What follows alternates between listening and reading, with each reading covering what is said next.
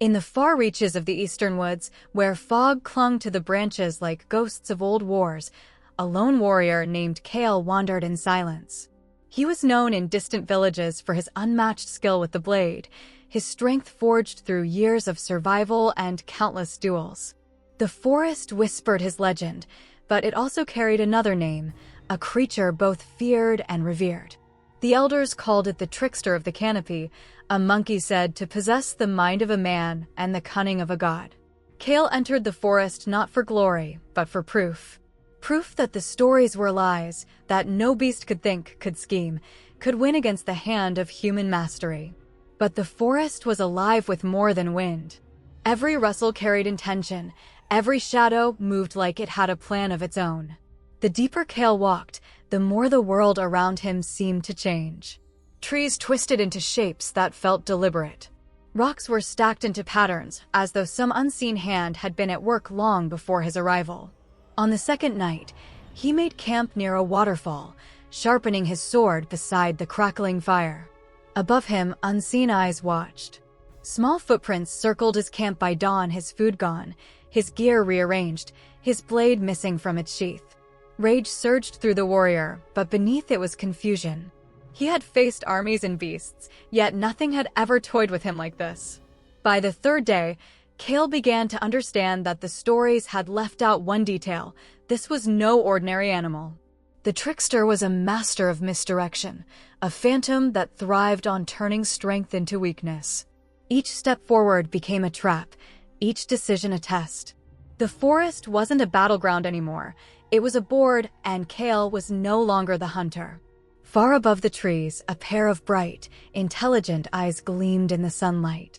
The monkey clutched Kale's blade, turning it curiously in its small, human-like hands. The game had begun. By dawn, the forest had turned against Kale. Paths he once marked were gone. Trees stood rearranged as though the earth itself had shifted overnight. His sense of direction, honed through years of combat and wilderness, was now useless. Somewhere high in the canopy, laughter echoed. Not the sound of mockery, but something sharper, the joy of intellect at play. The trickster was no longer hiding, it was orchestrating. Kale moved through the undergrowth, blade replaced by a spear he had carved from fallen wood. He followed signs, prints, claw marks, bits of fruit scattered deliberately. Yet each trail led him in circles. The forest was not merely a home for the monkey, it was an extension of its will. The vines formed snares, branches bent like traps, and every open clearing seemed to shift when he blinked. It was as though nature itself had become an accomplice. The warrior's patience thinned. He had fought men who wielded swords, and beasts that tore through armor, but never an enemy that used silence as a weapon. Each mistake he made was met with quiet, unseen laughter from above. The monkey observed him like a scholar studying a subject, learning his habits, predicting every move before he made it. On the fifth night, exhaustion crept into Kale's bones. His food was gone, his firewood stolen, and strange symbols appeared around his camp, etched with ash and bone. The trickster's intelligence was no myth. It communicated in patterns, a language made of motion and intent. Every mark seemed to say, "You're not in control." Then came the final insult. Kale awoke to find his armor dismantled, every piece hung from tree branches in the shape of a mocking figure, his own likeness. The forest watched silently, and even the air seemed to hold its breath. It was no longer a question of strength or courage. The duel had shifted into something else entirely, a battle of minds.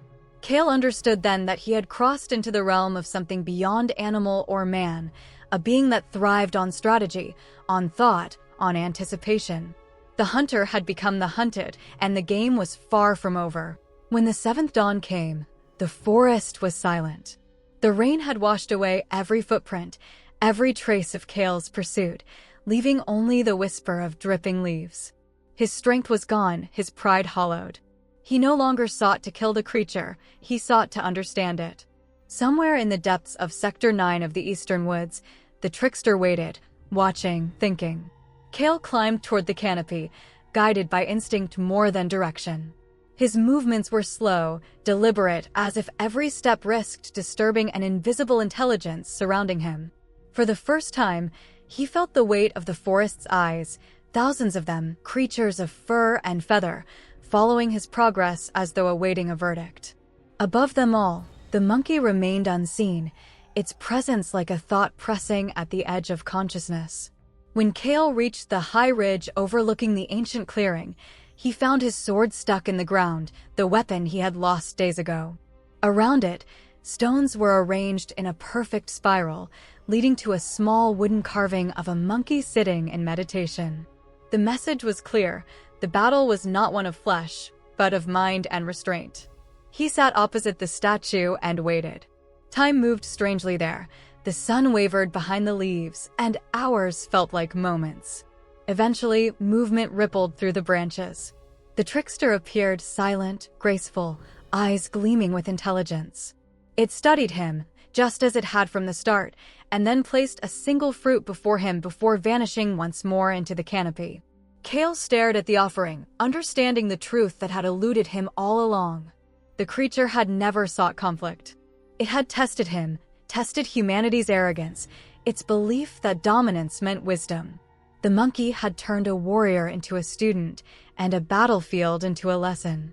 As dusk fell, Kale left his blade behind, walking out of the forest unarmed but not defeated.